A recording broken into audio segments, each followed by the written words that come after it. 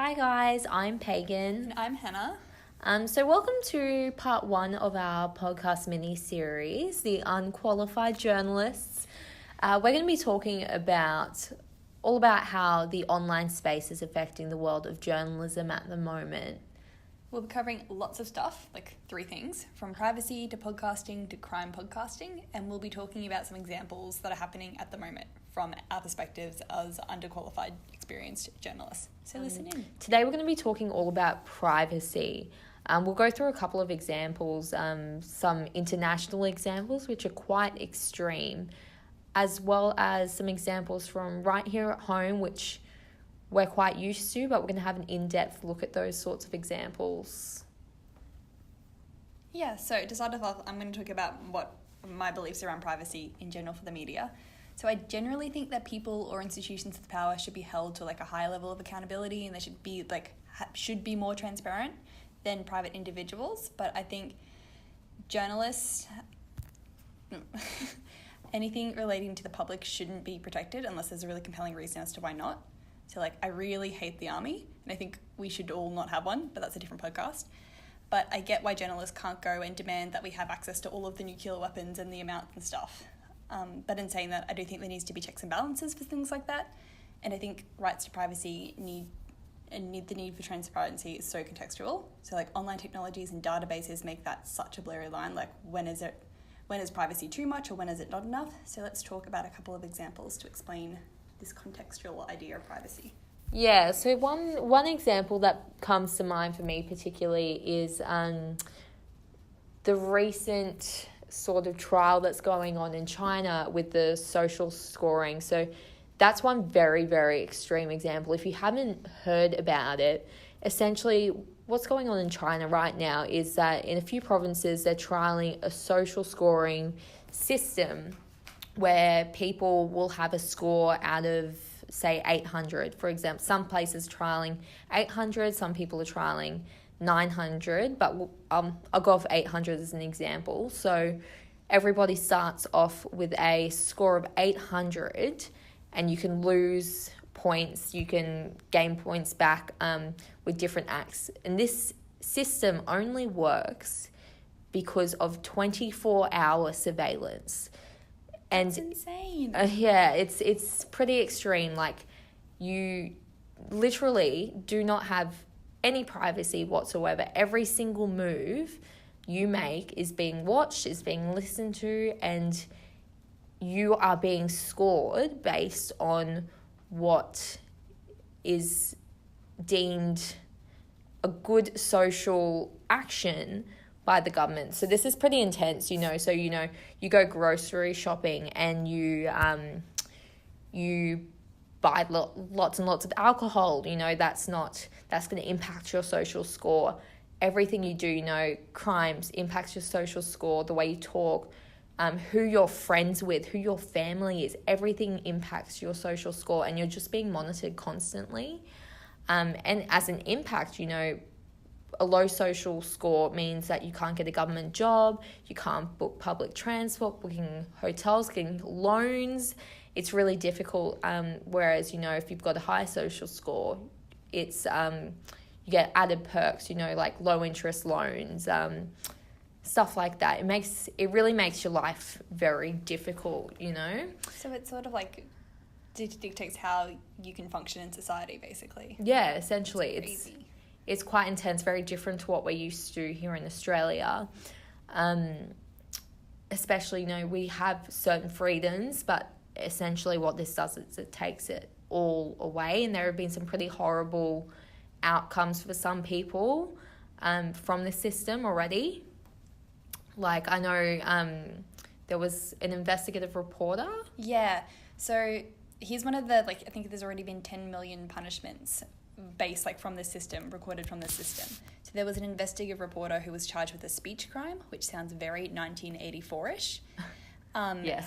Yeah. So he was convicted of the crime, and that gave him a really low score. So he was basically talking about how in other societies like Australia, where people who do reporting like that, so I think he exposed extortion from a high official. Yeah, I believe so, yeah. Yeah. So he was like, in different societies, that would be heralded as like a crime, and he would be rewarded for doing that reporting.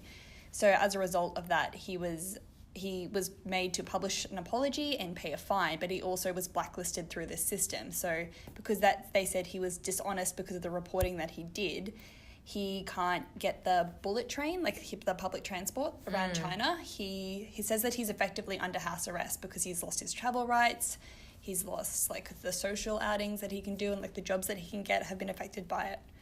Like his social media accounts have been shut down, so he used to have a substantial following, but like China's already censored their social media, obviously, but like he's even more decreased what he can say online because of that.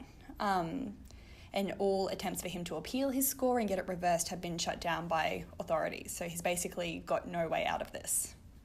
Yeah. I find it really interesting. It's obviously Australia has very different laws, and you know we live a very different life to China, but just the reaction of the Chinese Prime Minister is just absolutely amazing. I can't believe how a government can use this and say it's a positive thing. For us in Australia, I think we can almost unanimously agree that this is a terrible, terrible idea to be constantly surveilling their citizens. Yeah. You know? Do you know what's interesting though is that there are people in China who think it's a good idea, how they're saying in a society as big as us, we need to have something to help people be morally accountable for, which is crazy because I think the ABC called it a digital dictatorship, which I go like I absolutely get that. That's scary. Yeah, for sure. And that's exactly what it is. I definitely agree with that point. Like you know, before, it's interesting, like China had these issues beforehand, but the way on like the online space and, you know, being able to digitally like record people and tap into the phones, you know, using apps, and you know, that just creates a much bigger problem. China already had issues, you know, like censorship is a whole nother issue where you know, people have essentially been imprisoned for speaking out against the government, but the way that this online space changes things is really, really scary. There's so much more power now, and not being able to book a train, that just seems absolutely incredible. But you know, like there is definitely times where we need privacy, like, you know, like not just in this, but like how can they take away privacy when it's so important, like for us in Australia? Well, I feel like for China as well, like can you even call it journalism if it's effectively anything that goes, it can't be anything that goes against the government, like it's just propaganda if it can't be honest. Exactly. Yeah, I know, like obviously as journalists here in Australia, there are still things that we need to not say, and for sure, we need to not report on, and we have some pretty like strict privacy laws in Australia, but it's just very different. So I guess it's like that, talking about the context thing, right? Where it's like in Australia, I know there's really strict laws about when we can report minors, so especially in legal proceedings, is that most criminal convictions that involve minors have to be closed camera, so their names are not recorded, they aren't viewed by people in court, and that's all about protecting their identity from such an early age, which I completely agree with, especially if you consider some of these minors would have gone through horrific traumatizing events. But then you also look and go, like, yes, that's a valid reason to have privacy in reporting. But then the flip side of that is that we don't really hear much about crimes like domestic violence, which minors are often involved in. And really serious issues like that we do, like as journalists, that's things that we do need to be talking about and reporting. And I feel like by cutting off like conversation and dialogue about that, it sort of reduces how effectively we are bringing out important issues into the public sphere. Yeah, absolutely. I know, like, in my opinion, I believe that we should be able to report on anything as long as it doesn't impact our judicial system. For sure. And as long as in some situations, we absolutely need to be able to conceal people's identity. So I don't agree with not reporting on something entirely, but like I think, you know, for example, like a sex crime, I believe that we should absolutely report on those things because they're so important to our society, and there's something we need to talk about, but and they're at such this really dangerous, like, sort of the technology and, like, the ability to hack into all this stuff is there, and there's, like, the law hasn't really caught up to that yet. So, like, it's so much about ethics and morals and how it's very blurry at the moment. Yeah. I feel like the world is still figuring out exactly how we're going to work. It's our judicial system. Yeah. It'll be a good half decade before exactly. But, you know, I think we need to talk about it as long as the privacy of that individual is kept safe. These issues are just something I think we need to report on. We need to report on stuff that impacts our children, but as long as that those children can be kept safe, that's what matters, is keeping those people safe. Yeah. Yeah.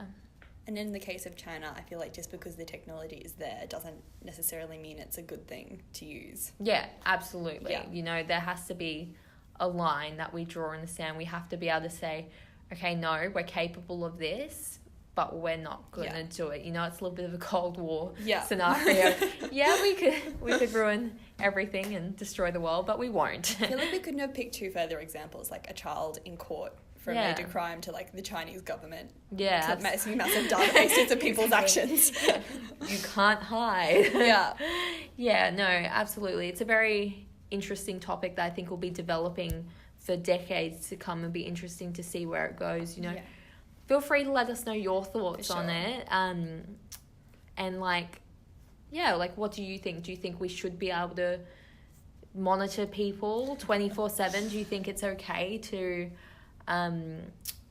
literally see everybody's move? You know, it could potentially help with crimes. Like, are we going to be able to catch, like, more criminals, you know? Like, I think at the least there should be some sort of transparency for the people implementing. Like, Chinese government should have the same sort of monitoring. Yeah, absolutely. Can you imagine how many they monitor what their scores would be? Yeah, the government monitors it. Isn't that convenient? I know.